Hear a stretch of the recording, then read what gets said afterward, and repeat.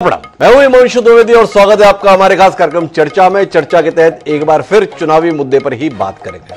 यूं आज देश में चर्चा का विषय चुनाव से इतर तिरुपति के प्रसाद में मिलावट को लेकर मामला सरगर्मी का है, लेकिन फिर भी देश के संदर्भ में जम्मू कश्मीर का चुनाव बेहद अहम है और जम्मू कश्मीर के चुनाव के संदर्भ में जो कुछ घटनाक्रम चल रहा है उस पर बात करना बहुत जरूरी हमें महसूस होता है। तो हमारा आज का विषय है घाटी में घमासान, किसके साथ पाकिस्तान।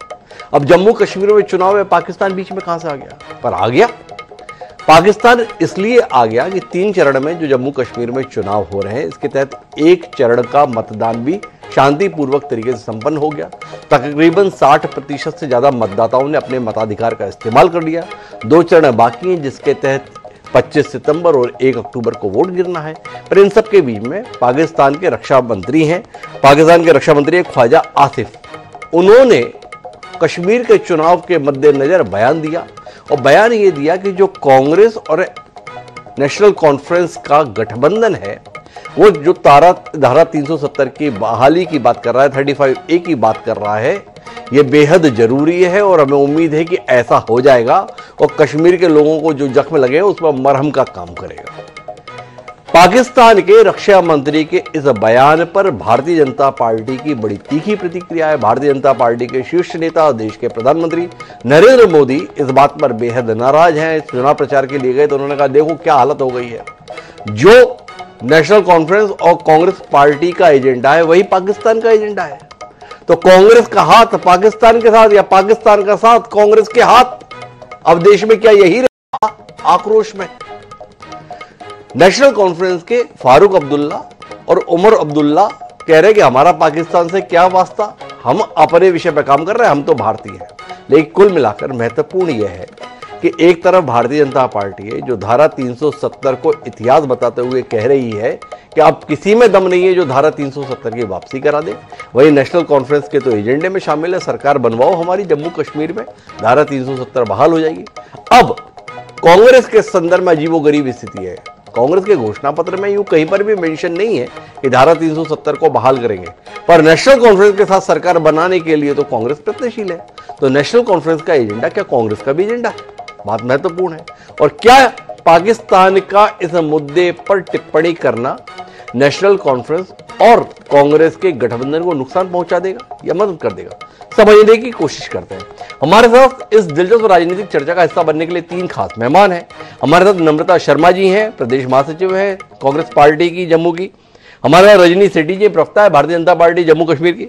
और इन दोनों के बीच में हमारे पास सुधी प्रवक्ता पत्रकार शहजाद अनवर फारूकी साहब है जो पाकिस्तान से जुड़ रहे हैं।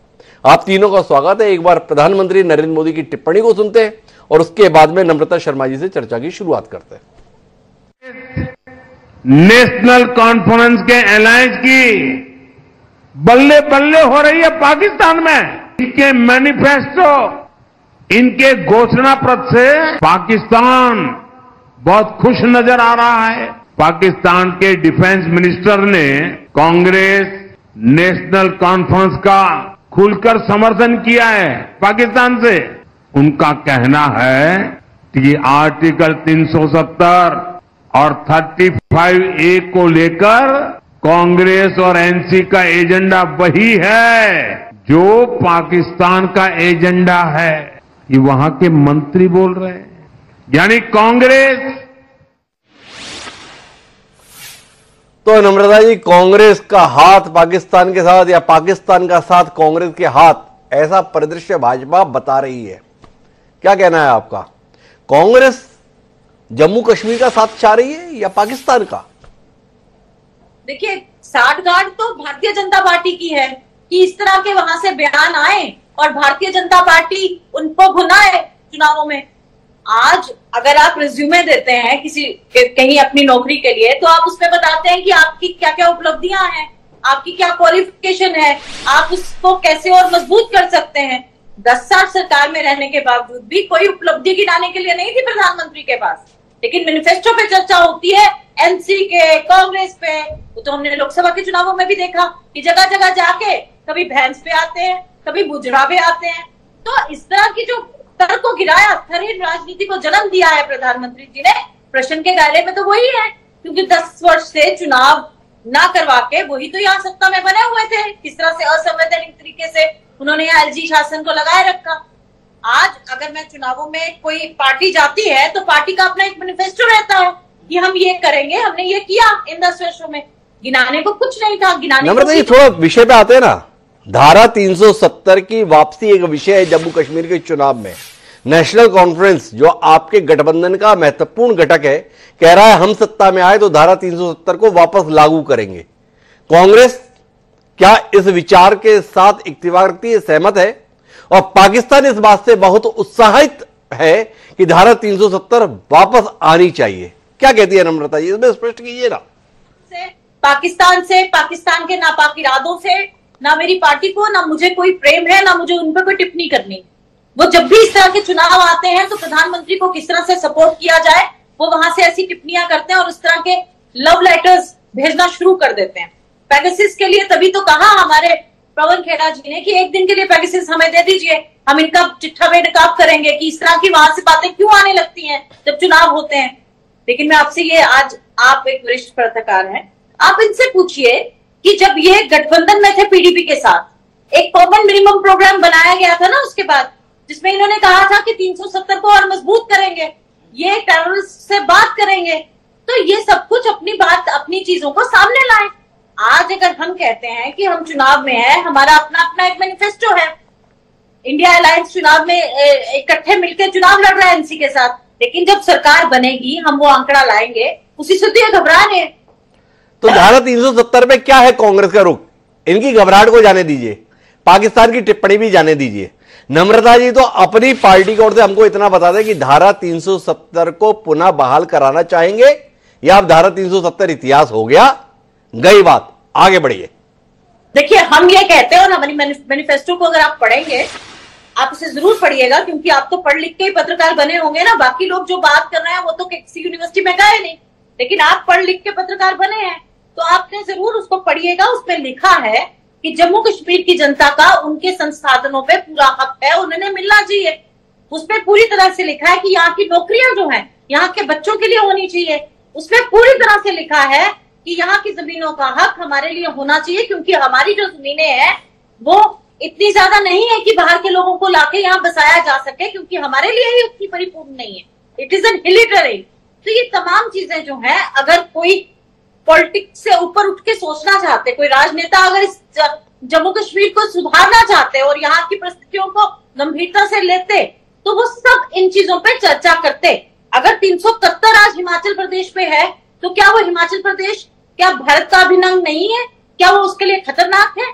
अगर नॉर्थ ईस्ट में हमने स्पेशल स्टेटस दिया है तो क्या वो उसके लिए खतरनाक है? क्या वो वहां के लोगों के हित के लिए नहीं है?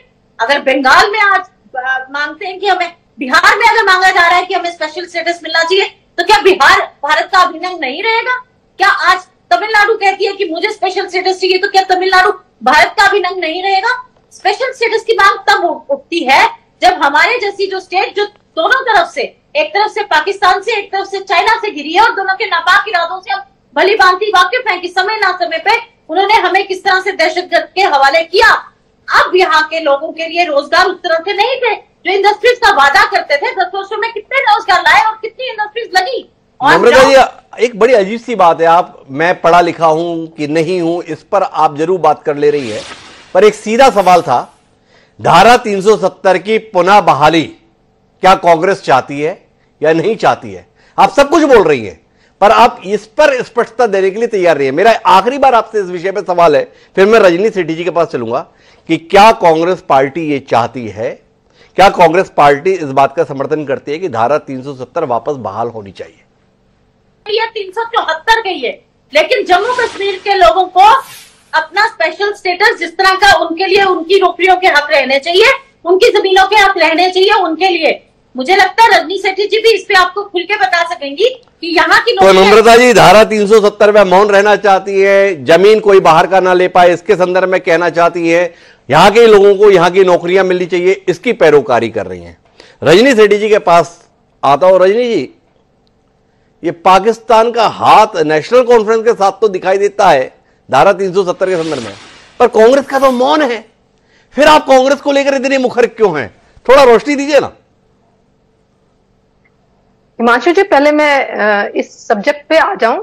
अभी नम्रता जी बात कर रही हैं, पाकिस्तान ने जो बयान दिया है ये बड़ा सीरियस टॉपिक है, मुझे इसको डाइवर्ट नहीं करना कि इसको मैं किसी और सब्जेक्ट पे ले जाऊं जी। पाकिस्तान का बयान देना चुनाव के समय ये दर्शाता है कि कहीं ना कहीं इन दोनों का हाथ जो है वो पाकिस्तान के साथ है।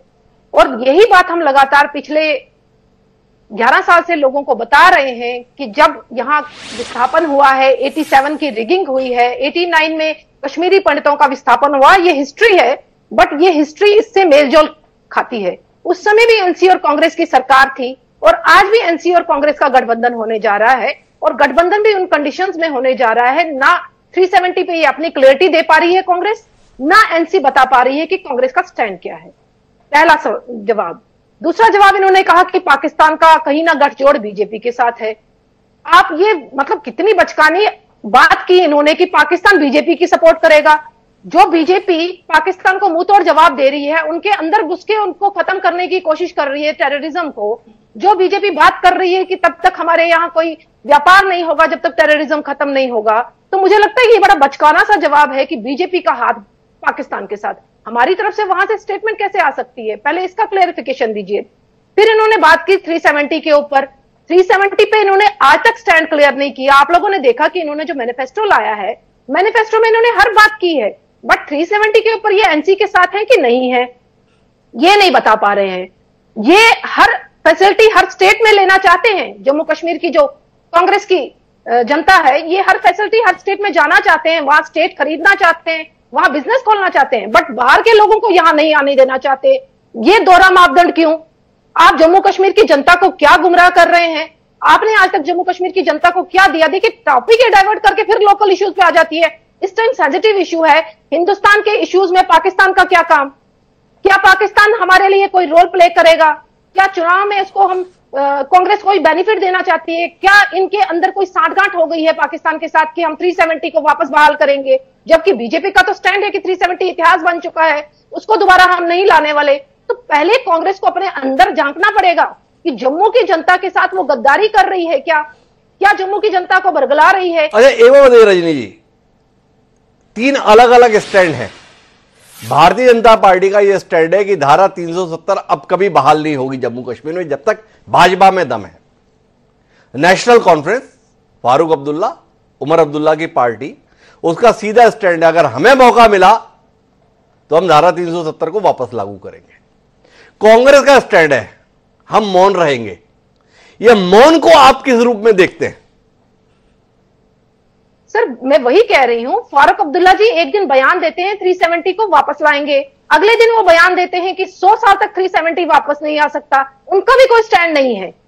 मैं यही बात कर रही हूं, ये खुद कंफ्यूज हैं कि लोगों के वोट किस तरीके से लें, 370 को वापस लाने के लॉलीपॉप से लें, और कांग्रेस सोच रही है कि शायद एनसी के साथ हाथ जोड़कर वो सरकार बनाने जा रही है, बट वो गलतफहमी में है। अगर वो देश हितों को दांव पर लगाकर सरकार बनाने के चक्कर में है, मुझे लगता है कि जम्मू कश्मीर की जनता उनको वोट नहीं देने वाली। जम्मू कश्मीर की जनता उन्हें वोट नहीं देने वाली। लेकिन मेरे साथ में शहजाद अनवर फारूकी साहब हैं, उनसे समझना मुझे यह है कि भैया चुनाव जम्मू कश्मीर में हो रहा है फारूकी साहब, और आपकी यहां के रक्षा मंत्री है ख्वाजा आसिफ साहब, वो बड़े उत्साहित हैं कांग्रेस और नेशनल कॉन्फ्रेंस के गठबंधन को लेकर, और चाहते हैं कि जम्मू कश्मीर में धारा 370 वापस बहाल हो जाए। ये पाकिस्तान को धारा 370 कब से भाने लगी? थोड़ा फारूकी साहब बताएंगे, ये भारत में दिलचस्पी की विषय है या पाकिस्तान की सियासत में कुछ करना चाहते हैं माननीय आसिफ साहब, इसलिए ये बयान दिए? रहीम, बहुत शुक्रिया डॉक्टर साहब, आपके देखने सुनने वालों के लिए अस्सलाम वालेकुम और नमस्कार। अच्छा, गुजारिश ये है कि ये जो कश्मीर का इशू है, कश्मीर के इशू पे पाकिस्तान का एक देरीना स्टैंड है जी, और वो ये है कि एक स्पेशल इनका स्टेटस है इधर पाकिस्तान में। ये 370 जो है वो सिर्फ इंडियन कॉन्स्टिट्यूशन का हिस्सा नहीं है, पाकिस्तान ने भी जो हमारे पास कश्मीर का हिस्सा है उसको एक स्पेशल स्टेटस दे रखा है, और ये आज से नहीं है, ये सीज फायर के बाद से ये यूं ही चलता आ रहा है। और हमने इसको इंटरनेशनल फोरम पे यूएन में बैठ के ये तय किया था कि हम इस तफसील राय करेंगे इस पे, और जो कश्मीरियों की राय होगी उसके मुताबिक हम इसका फैसला कर लेंगे। अनफॉर्चुनेटली हालात ने दोनों मुल्कों को इस नहज पे कभी नहीं लाई कि ये मसला हल हो सके और कश्मीरी अपनी राय का इजहार कर पाए। अब हुआ ये है कि बीजेपी जो है इसने एकतरफा तौर पर कुछ अर्सा कबल ये स्पेशल स्टेटस जो 370 का है वो खत्म कर दिया। जी मेरा मानना ये है बतौर एक तजियाकार और पाकिस्तानी के कि हमें बुनियादी चीजों को फरामोश नहीं करना चाहिए कि कश्मीरियों की एक अपनी राय है, एक अपनी आवाज है, उनके हकूक हैं जिनका हमने उनसे वादा किया था। अब अनफॉर्चुनेटली अगर इंडियन इसको पूरा करने के लिए तैयार नहीं है और बीजेपी ने एकतरफा तौर पे उसको खत्म कर दिया है, तो इससे जमीनी हकायक तो तब्दील नहीं होंगे। आपने अपनी आइन में उसको तब्दील करके खत्म कर दिया उस पोजीशन को। अब कांग्रेस जो है इसको एक पॉलिटिकल मुद्दे के तौर पर अगर इस्तेमाल करती है या बीजेपी इसको एक पॉलिटिकल मुद्दे के तौर पर इस्तेमाल करती है, मैं जाती तौर पर पाकिस्तान और इंडिया के लोगों से थोड़ा सा इस हवाले से खफा हूं कि कश्मीरियों की सियासत में कश्मीरियों का रोल ज्यादा होना चाहिए था, बजाय इसके कि मैं इधर से मुस्लिम लीग उसमें घुसाऊं, कभी पीपल्स पार्टी घुसाऊं, कभी पीटीआई घुसाऊं और आप लोग उसमें कांग्रेस ले जाएं या बीजेपी को ले जाएं। अब कश्मीरियों की अपनी जो सियासत है उसमें जाहिर है कि फारूक अब्दुल्ला साहब जो हैं, शेख अब्दुल्ला ने उस मौके पर जो कुछ किया था वो कश्मीरियों को याद है, लेकिन अब कश्मीरी उसकी एक कीमत पे कर रहे हैं। बहरहाल इस सब के बावजूद मेरा ये ख्याल था कि ये कश्मीरियों को खुद तय करना चाहिए कि वो क्या करना चाहते हैं। ये कश्मीरियों को तय करना चाहिए। लेकिन मुझे एक बार बताइए फारूक साहब, आप तो काफी नजदीक से सियासत को देखते हैं, ये जो ख्वाजा आसिफ साहब ने बयान दिया है पाकिस्तान में बैठकर, वो जम्मू कश्मीर में जो चुनाव हो रहे हैं उसमें किसकी मदद करने वाला है? यह बयान भारतीय जनता पार्टी को मदद पहुंचाएगा या आपको लगता है कि यह बयान कांग्रेस और नेशनल कॉन्फ्रेंस के गठबंधन को मदद पहुंचाएगा? कुछ आकलन तो करते होंगे ना बतौर पत्रकार, क्या होना चाहिए वो जाने दीजिए। इसका इंपैक्ट, इसका प्रभाव, इसका असर क्या देख पा रहे हैं आप? जो मेरी नाकस समझ में आता है वो मैं आपके सामने रख देता हूं। बाकी ख्वाजा साहब जो हैं वो हमारे जाहिर है वजीर दिफा हैं, लेकिन अभी कुछ दिन पहले उन्होंने एक आईनी तरमीम पाकिस्तान की कौमी असम्बली और सेनेट से होना थी, तो वो कह रहे थे कि ये अभी हुई और अभी हुई, और उसके बाद एक ऐसा मामला हुआ जो सबने देखा होगा, शायद उधर इंडिया में भी इसको देखा गया हो। अब मामला ये है कि अब एक फैक्टर है जो बीजेपी के पीछे 15 साल से मुसलसल नरेंद्र मोदी साहब जो हैं वो इक्तदार में जी, और इस दौरान मुसलमानों ने कुछ मुश्किलात, कुछ दुश्वारियां महसूस की। मैं यहाँ पे रहते हुए मुझे नहीं पता ग्राउंड रियलिटी क्या है, लेकिन जो मैं देखता हूँ, जब पढ़ता हूँ, जब सोशल मीडिया मुझे बताता है, उसके तहत मुसलमानों के लिए हालात मुश्किल है। वहां पे कश्मीरियों की एक अपनी मुश्किल है, और उसके ऊपर से अगर आपने 370 भी हटा दिया, अब 6 साल से तो वहां पे इलेक्शन नहीं हुए जी। अब खुदा करके अगर वहां पे इलेक्शन होने जा रहे हैं, तो ऐसे में बीजेपी की मैं ये समझता हूं कि वो अपना पीक जो है वो उसको टच कर चुकी है। पॉलिटिक्स का अरूज 15 साल मुसलसल मिलना ये एक छोटी बात नहीं है, ये बहुत बड़ी अचीवमेंट है किसी भी हुक्मरान के लिए। लेकिन जाहिर है हर अरूज को एक जवाल भी है।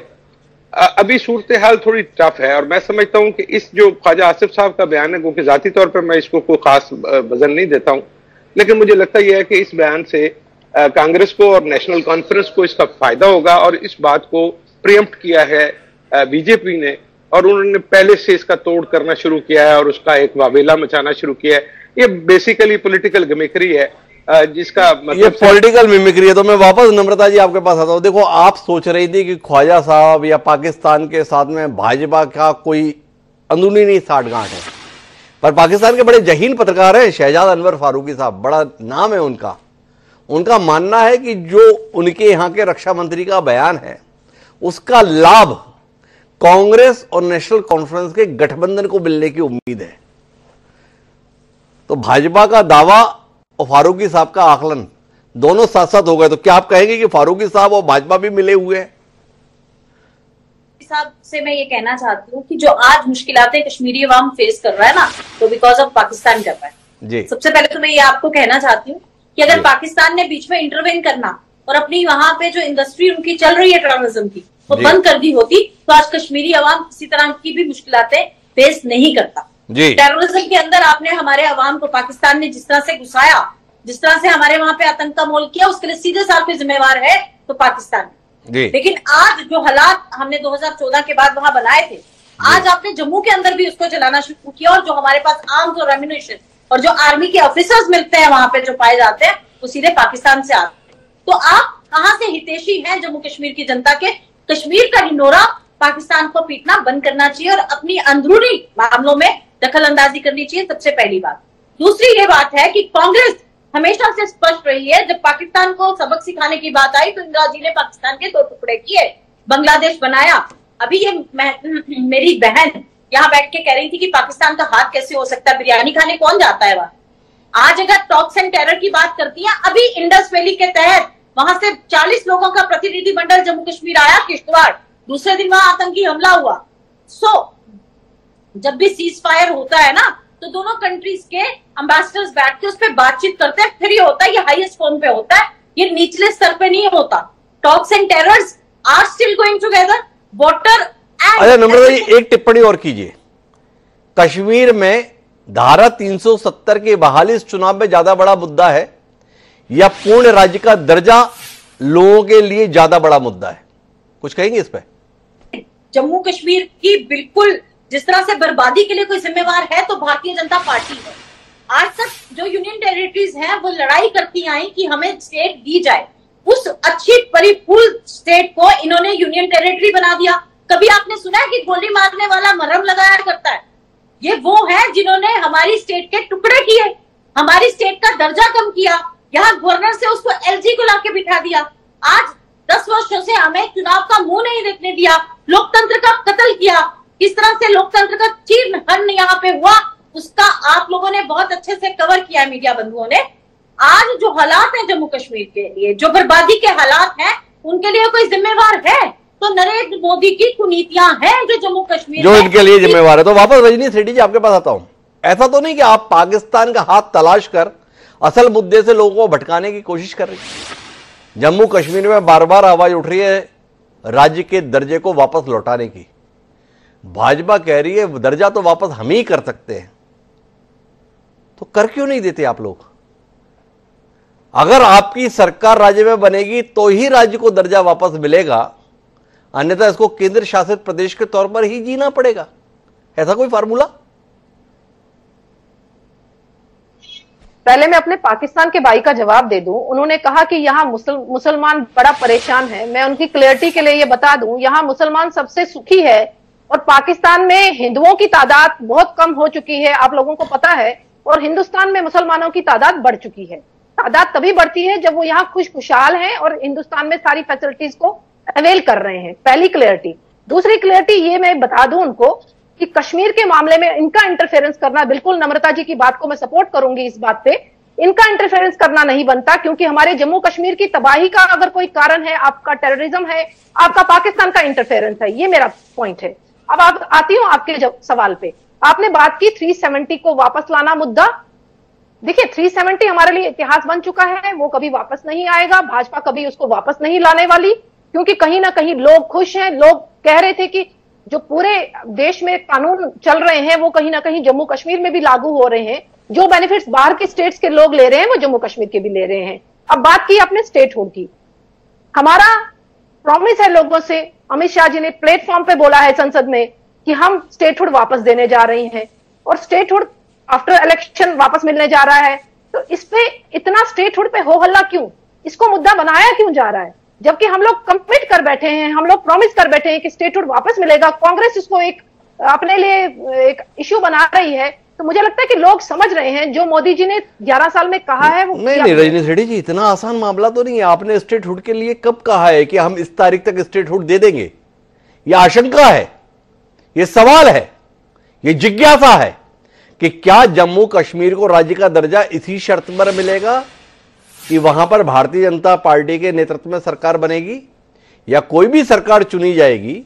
8 अक्टूबर को नतीजा आएगा और 8 अक्टूबर को जम्मू कश्मीर को राज्य का दर्जा वापस दे दिया जाएगा। थोड़ा स्पष्ट कीजिए ना, कहां ये कहा है आपने कि 8 अक्टूबर को जम्मू कश्मीर को राज्य का दर्जा वापस मिलने जा रहा है? देखिए हमने ऐसा नहीं कहा कि बीजेपी की सरकार आएगी तो राज्य का दर्जा मिलेगा। मुझे लगता है कि उन्होंने प्लेटफॉर्म पे बोला है प्रॉपर समय पे स्टेटहुड का जो जगह है वो मिल जाएगी। प्रॉपर समय से आशय क्या है? रुकिए रजनी जी, ये प्रॉपर समय, उचित समय कब? अगर आपकी सरकार तब, या कुल मिलाकर चुनी हुई सरकार अस्तित्व में आ गई तब? जी रजनी जी, आप अपनी वर्डिंग बोल रहे हैं कि आपकी सरकार, हमारी तरफ से ऐसा कोई बयान नहीं आया कि बीजेपी की सरकार आएगी तो स्टेटहुड आएगा। हमारी तरफ से यह बयान आया है कि सही समय पे स्टेटहुड मिलेगा। तो मेरा रजनी जी आपसे सीधा सवाल ही है, मेरा कोई शब्द नहीं है, सही समय से आशय क्या है? कब सही समय के संदर्भ में आपका आकलन है कि यह सही समय है? देखिए, ये समय मैं डिसाइड कैसे कर सकती हूँ? ये हायर अथॉरिटीज के पास है, वो बताएंगे किस समय स्टेटहुड का दर्जा दिया जाएगा। आप इस चीज को एक इश्यू बनाकर स्टेटहुड को इश्यू बना रहे हैं। आपको पता है कि जो मोदी जी कहते हैं वो करते भी हैं, और जो कांग्रेस कहती है वो करती नहीं है। अलग अलग स्टेट्स का मिसालें आपके सामने है, चाहे हिमाचल की बात करूं, चाहे राजस्थान तो आखिरी टिप्पणी नम्रता जी की इस विषय पर। जी नम्रता जी, मोदी जी जो कहते हैं वो कर देते हैं, आप लोग जो कहते हैं उसे करने का तो विषय ही नहीं रहता, ऐसा रजनी जी का कहना है। मैंने बताया ना कि हर मोर्चे पे नरेंद्र मोदी जी फेल हुए। उन्होंने कहा महंगाई की मार बहुत है, दाल तक खानी मुश्किल कर दी। मोदी जी का एक ही नारा है, जब से मोदी का राज आया कहते हैं कि मुर्गा सस्ता महंगी दाल, बारह मोदी तेरा देखा कमाल। आज जो हालात है, आज बेरोजगारी दर को बढ़ा दिया, 2 करोड़ रोजगार का वादा था, आज बेरोजगारी दर की क्या हालत है? हंगर इंडेक्स पे हम कहाँ खड़े हैं? पर कैपिटा इनकम पे हमारे क्या हालात हैं? तो इन पे जब चर्चा करो तो ये कहती है स्टेट की बात मत करिए। हरियाणा में तो आपके मैंडेट लेने को कोई तैयार नहीं, सब वापस कर रहे हैं। तो पूरे देश के अंदर जो आपने बर्बादी का आलम लाया है, और विशेषकर जम्मू कश्मीर की मैं बात करूं तो जम्मू कश्मीर को जो बर्बाद आपने किया है पिछले 10 वर्षों में, उसको आप भी भली भांति जानती है। उसको आप भी भली भांति जानते हैं। तो कुल मिलाकर हम बातचीत के नतीजे पर पहुंचे, तो बातचीत का नतीजा यह है कि 2 हिस्सों में इस चुनाव को देखिए। धारा 370 की बहाली या राज्य का दर्जा वापस। क्या जम्मू कश्मीर के चुनाव को हम इन दोनों पैमाने पर आकलन करें? क्या पाकिस्तान से आई हुई आवाज कांग्रेस और नेशनल कॉन्फ्रेंस के गठबंधन को नुकसान पहुंचा सकती है, या राज्य के दर्जे के मुद्दे पर भाजपा के द्वारा अभी तक तारीख ना बताया जाना कि भाजपा को नुकसान तो नहीं पहुंचा देता है? कुल मिलाकर दांव पर बहुत कुछ है, फैसला जनता को लेना है। जनता जो भी फैसला लेगी 8 तारीख को पता चलेगा। हम फिर मिलेंगे। देखिए, आप तीनों मेहमानों का बहुत बहुत धन्यवाद हमारे साथ वर्तमान घटनाक्रम पर बातचीत के लिए। आज के इस कार्यक्रम में इतना ही, कल फिर मिलेंगे नए विषय के साथ। मुझे दीजिए याद, ताला प्रणाम।